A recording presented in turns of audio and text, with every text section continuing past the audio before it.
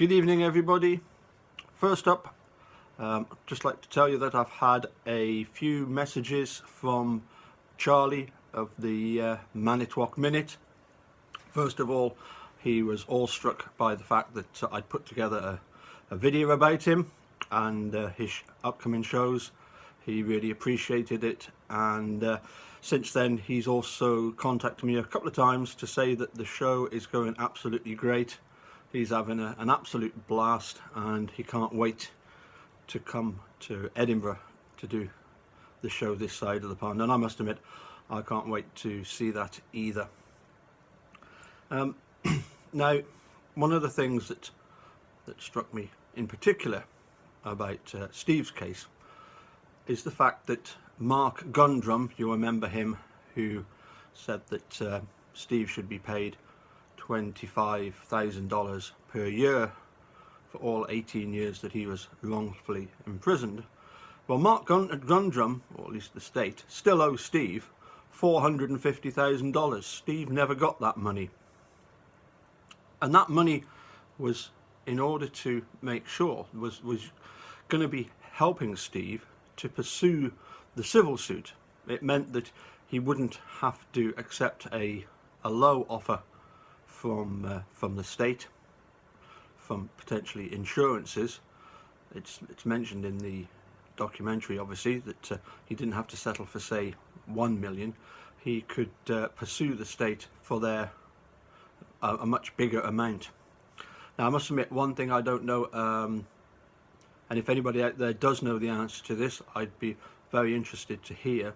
But one thing we don't know is, had the civil suit been allowed to continue, what the actual figure would have been, but more significantly, who would have actually paid that. The one person that's given me an answer is Mike Griesbach, who claims that the settlement would have been between 3 and 5 million and the insurances would have paid for that.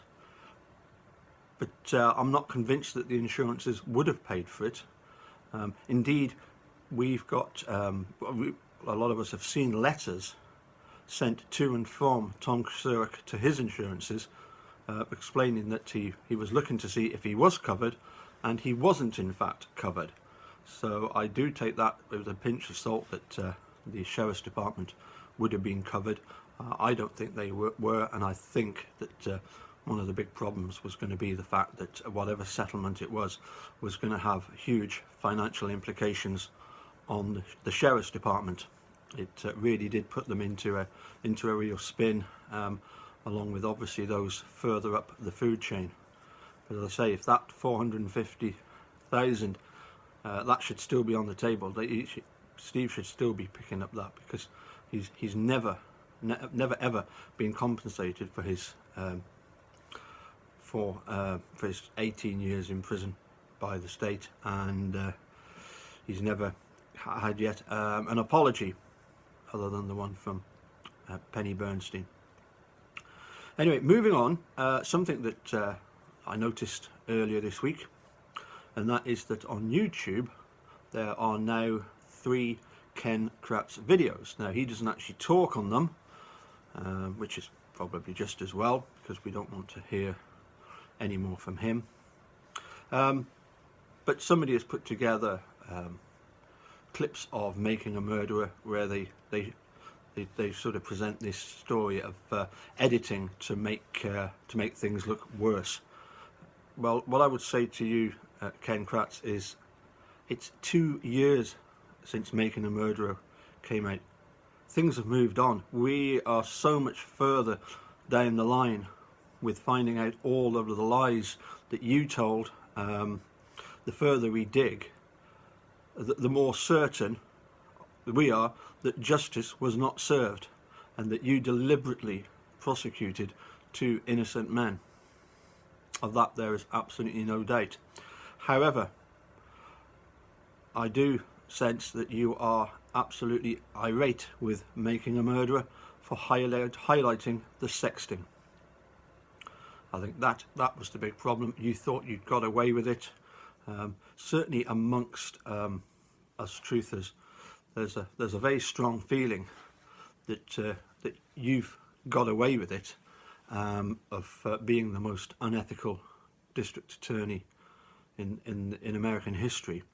And there is a deep felt determination that we don't want to see you getting away with it. We want to see Stephen and Brendan freed, but we want to see you pay the ultimate price for all of the lies that you told and your cynicism in going after two perfectly innocent people that you knew were innocent and deliberately prosecuted. As I say, when I spoke to Robert Herman, his only complaint, real complaint about making a murderer, was simply the fact that the sexting had been included. He said it had nothing to do with the case. My answer to that would be that the inclusion of your sexting was absolutely paramount in showing the world exactly what sort of person you are, and that you need to be taken down. You need to be put behind bars the way that you've put Stephen and Brendan behind bars. Anyway, that's all I've got to say for the time being. If you want to go and check out the videos, it's simply under Ken Kratz, under a subscription heading of KLF, whatever that means, I don't know. As I say, there's 3 videos which go over ridiculous stuff from, as I say, 2 years ago. We've all moved on from whatever complaints you've had about making a murderer. As I say, your main complaint is the fact that it exposed you to the entire world, the sort of person that you are, and you thought you were going to get away with it. You thought your career was on the way back up, and now, thanks to making a murderer, we've all got to see exactly what sort of terrible, despicable person you are. And as I say, that's really all I want to say about that. Okay, we'll catch you again soon, and hope you enjoy this one. Bye for now.